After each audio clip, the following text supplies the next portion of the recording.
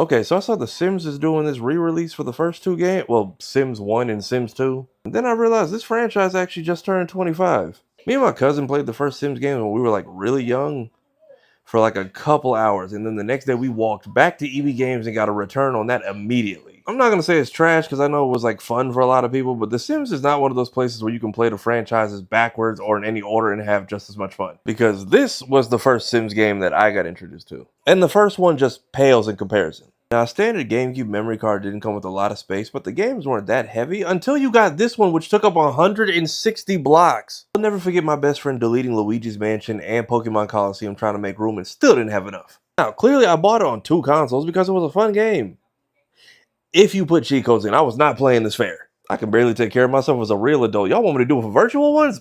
No. Go back and watch my stream from a couple weeks ago when I played this. I'm living out all my MTV Cribs dreams through here. And if any of the devs are watching, why do the cheat codes work on PlayStation but never on GameCube? Not without one of these, at least. This was also like my first introduction to life simulation games. I know a lot of my friends played Animal Crossing. Y'all got Tom Nook. We had to deal with Malcolm. Also, because it's been 2 decades, what language are they speaking? Even the fake songs they have in there are speaking whatever this made-up gibberish is. All these years and many games later, they don't give us subtitles, closed captions. You just got to go off them thought bubbles and guess.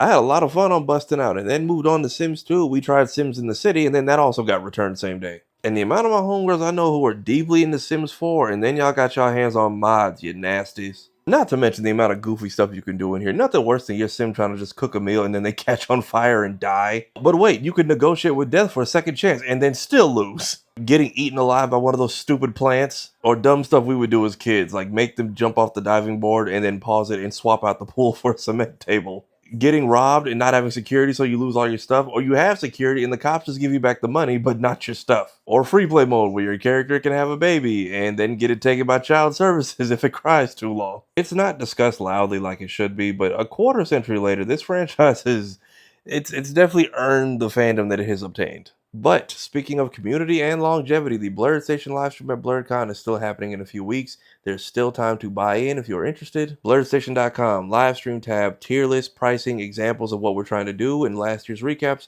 can all be found on that page.